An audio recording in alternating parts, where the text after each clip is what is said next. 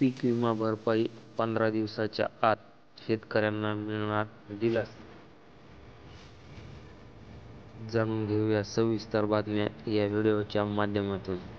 चॅनलला सबस्क्राईब करायला विसरू नका.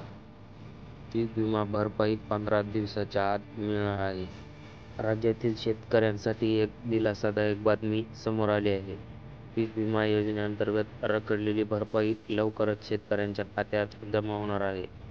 खरीप 2024 मधील 400 कोटी रुपये आणि रब्बी 2024-25 मधील 207 कोटी रुपयांची विमा भरपाई रखडलेली आहे. ही रक्कम येत्या 15 दिवसाच्या आतमध्ये शेतकऱ्यांच्या खात्यात जमा होईल, असे कृषी मंत्री माणिकराव कोकाटे यांनी विधिमंडळाच्या अधिवेशनात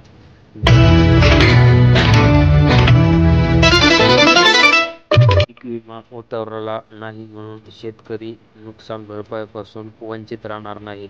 राज्यमंत्री ॲडव्होकेट आशिष जयस्वाल यांची माहिती. प्रधानमंत्री पीक विमा योजनेअंतर्गत शेतकऱ्यांना केंद्र आणि राज्य शासनाच्या माध्यमातून नुकसान भरपाई म्हणून मदत दिली जाते.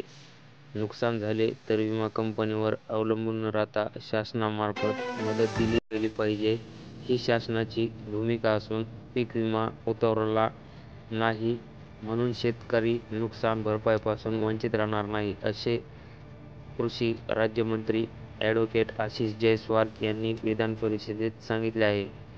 सदस्य रणजितसिंह मोहिते पाटील यांनी सोलापूर जिल्ह्यातील शेतकऱ्यांना मंजूर करण्यात आलेल्या पीक विमा रकमेबाबत प्रश्न विचारलेला होता. या अनुषंगाने झालेल्या चर्चेत यांनी असे सांगितलेले आहे.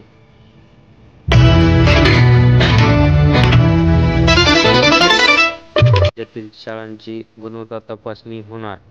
राज्यातील शाळांची गुणवत्ता तपासण्यासाठी आणि आगामी काळात विकासाचा आराखडा तयार करण्यासाठी तब्बल 5,500 शाळांची तपासणी केली जाणार आहे. या तपासणीसाठी तब्बल 4,500 कर्मचाऱ्यांचा समावेश असलेली 1,900 पथके सज्ज ठेवण्याचे आदेश सर्व शिक्षण अधिकाऱ्यांना देण्यात आलेले आहेत.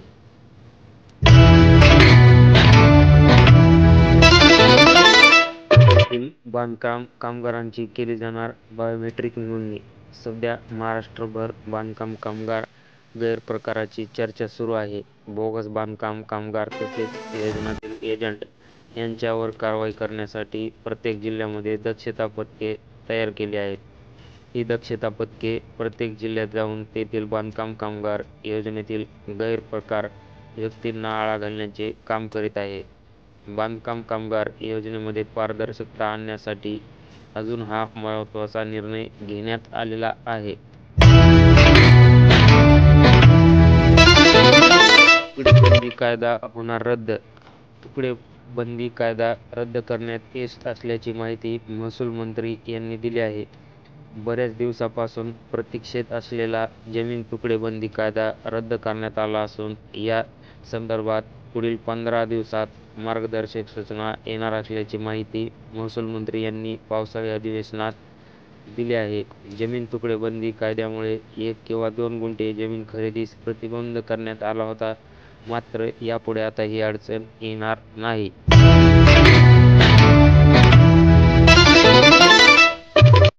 राज्यात पावसाचा जोर पुन्हा वाढणार. विदर्भात अतिवृष्टीचा इशारा. पुढील 3 दिवस कसे असेल हवामान.